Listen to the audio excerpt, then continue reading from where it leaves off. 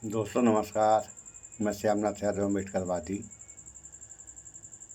जैसा कि 3-4 दिन पहले से आप लोगों ने समाचार में देखा सुना है कि कांवड़ यात्रा के रास्ते में जो भी दुकानदार हैं वो अपना नाम लिखें। तो इस बारे में बाबा रामदेव का क्या कहना है, थोड़ा सा आप लोग इस वीडियो में देख लें, फिर आगे बात हो। मुसलमान गर्व करे, अपना नाम लिखे, लेकिन यही रामदेव वो सलवार पहन करके भागे थे। कैमरे पर जो मीडिया कर्मी थे उस वक्त में जो रिकॉर्ड कर रहे थे, उनको इनके भक्तों ने धक्का दिया, कहा कि भैया कैमरे पर बाबा का फोटो मत लो। और मैं ऐसे हवा में बात नहीं कर रहा हूं, हर चीज का आपके पास में सबूत पेश करने वाला हूं। और यही रामदेव बाबा जो आज शुद्धता की बात कर रहे हैं कि अपने चीजों में, अपने काम में शुद्धता रखिए, अपने पहचान पर, अपने मुसलमान होने पर गर्व कीजिए, ये वो कह रहे हैं। लेकिन यही रामदेव अपने 14 प्रोडक्ट बैन कर दिए गए। इनके कोर्ट के माध्यम से ये आदेश निकला कि आपके जो प्रोडक्ट है, पतंजलि के प्रोडक्ट है, वो सही नहीं है, जांच में सही नहीं पाए गए, तो उनको बैन किया गया। लेकिन आज ये दूसरे लोगों को शुद्धता का ज्ञान दे रहे हैं कि आप अपने खाने पीने में, अपने पहनावे में शुद्धता रखिए। गजब बात है। सिलवार वाली बाकायदा आपको फोटो भी दिखाऊंगा, सिलवार वाली एक एक चीज पर बात भी करेंगे, कैमरे पर कैसे इनके सहयोगी धक्का देते थे वो भी आपको दिखाऊंगा। और उसके साथ साथ ये रामदेव सुप्रीम कोर्ट में जाकर के कैसे गिड़गिड़ाते हुए, भागते हुए नजर आते थे, उन सब पर भी बात करेंगे। लेकिन पहले अभी जो लेटेस्ट ताजा बयान रामदेव का आया है वो जरा एक बार आप देख लीजिए। ये रामदेव का बयान है। रामदेव कह रहे हैं कि उनको पहचान बताने में, यानी रामदेव को खुद को अपनी पहचान बताने में दिक्कत नहीं है, तो रहमान को दिक्कत क्यों होनी चाहिए? अपनी पहचान पर तो सबको गर्व होना चाहिए। नाम छुपाने की कोई जरूरत नहीं है। अपने कार्य को शुद्धता, प्रामाणिकता से करने की आवश्यकता है। यदि हमारे कार्य में शुद्धता और पवित्रता है तो हमारा नाम चाहे हिंदू हो या मुसलमान या किसी हम अन्य वर्ग से ताल्लुक रखते हो, हमें कोई दिक्कत नहीं होनी चाहिए।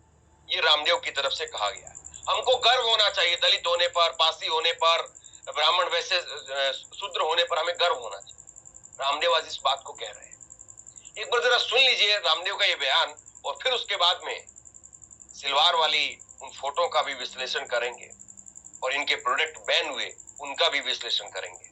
जब रामदेव को अपनी पहचान बताने में कोई दिक्कत नहीं है तो रहमान को क्यों दिक्कत होनी चाहिए? तो ये अपने नाम पर तो सबको गौरव होता है, तो नाम छिपाने की कोई जरूरत नहीं है। अपने कार्य को शुद्धता और प्रामाणिकता से करने की आवश्यकता है। यदि हमारे कार्य में शुद्धता और पवित्रता है तो हमारा नाम चाहे हिंदू है, मुसलमान है, हम किसी भी वर्ग से ताल्लुक रखते हैं, ब्राह्मण, क्षत्रिय, वैश्य, दलित, आदिवासी, वनवासी, हम सब भारतवासी हैं। और सबको अपने भारतीय होने पर, अपने हिंदू होने पर, अपने मुसलमान होने पर, अपने सिख, जैन, बौद्ध होने पर, अपने दलित होने पर, अपने ओबीसी होने पर, अपने ब्राह्मण, क्षत्रिय आदि होने पर सबको समान रूप से गौरव होना चाहिए। इसमें कई तरह के जो नैरेटिव घड़े जा रहे हैं वो ठीक नहीं। अब रामदेव जी को आपने सुना, ये कह रहे हैं कि अपने प्रोडक्ट में शुद्धता रखिए। आपको याद होगा कि इनके प्रोडक्ट बैन किए गए थे, माफीनामा लिखना पड़ा था इनको सुप्रीम कोर्ट के अंदर। लेकिन आपको एनडीटीवी की खबर दिखाता हूं। एनडीटीवी एक्सक्लूसिव, दिल्ली से लेकर के पटना तक कोर्ट के आदेश के बाद भी पतंजलि की प्रतिबंधित दवाइयों की बिक्री जारी है। जिन दवाइयों को बैन कर दिया गया है उन दवाइयों की दिल्ली से लेकर के पटना तक खुलेआम बाजार में बिक्री हो रही है। और इसको लेकर के एक एक्सक्लूसिव स्टोरी की है, खबर की है एनडीटीवी ने। पूरी पुरानी खबर आपको नहीं बता रहा हूं, ये देखिए आपकी स्क्रीन के ऊपर है। ये एनडीटीवी ने खबर की है 12 जुलाई 2024 को। 12 जुलाई 2024 को एनडीटीवी ने खबर की, जिसमें लिखा कि पतंजलि की प्रतिबंधित दवाइयों की बिक्री अभी भी धड़ल्ले से जारी है। एनडीटीवी की रिपोर्ट में हुआ खुलासा। तो एनडीटीवी की रिपोर्ट में इसका खुलासा हो रहा है। आगे एनडीटीवी ने इस पर लिखा कि प्रतिबंधित दवाइयों की बिक्री को लेकर के बॉम्बे हाई कोर्ट ने पतंजलि पर 50 लाख का जुर्माना लगाया है। आपको बता दें कि ऐसी कुल 14 दवाई है जिन पर लगाया गया है, लेकिन प्रतिबंध लगने के बाद भी ये दवाएं खुलेआम दवा की दुकानों में बेचे जा रहे हैं। इसे लेकर के एनडीटीवी ने जब पड़ताल की तो उसमें से कई खुलासे हुए। दिल्ली से लेकर के पटना तक पतंजलि की इन प्रतिबंधित दवाइयों की बिक्री जारी है। आइए जानते हैं कि एनडीटीवी की पड़ताल में क्या कुछ निकल करके आया है। ये एनडीटीवी की खबर है, मेरी खबर नहीं है, और कम से कम अब एनडीटीवी को तो ये लोग नहीं झुठला सकते। ये तो नहीं कह सकते कि वहां पर कोई रवीश कुमार बैठ करके और सारी चीजों को तय कर रहा। अब एनडीटीवी तो अडानी जी के पास में है। सोच लीजिए अब क्या हो रहा है, क्यों हो रहा है, कैसे हो रहा है। एनडीटीवी ने आगे लिखा है कि हमारे सहयोगी जब दिल्ली से लेकर के पटना तक और पटना से देहरादून तक पतंजलि स्टोर पर पड़ताल की तो पता चला कि दवाएं अभी भी धड़ल्ले से बेची जा रही हैं। दिल्ली के ग्रीन पार्क स्थित पतंजलि स्टोर पर जब एनडीटीवी की टीम पहुंची तो प्रतिबंधित दवाइयों की मांग की गई तो स्टोर चालक ने कहा कि वह दवा तुरंत उपलब्ध करा दी। और इसके बाद में सवासरी वटी, पतंजलि दृष्टि आई ड्रॉप, दोनों दवाएं हमारी टीम को स्टोर से मिल गई। बाकायदा इसके लिए स्टोर की तरफ से हमें बिल दिया गया। आपको बता दें कि ये दोनों दवाएं उन 14 दवाओं में से है जिनको कोर्ट की तरफ से बैन किया गया था।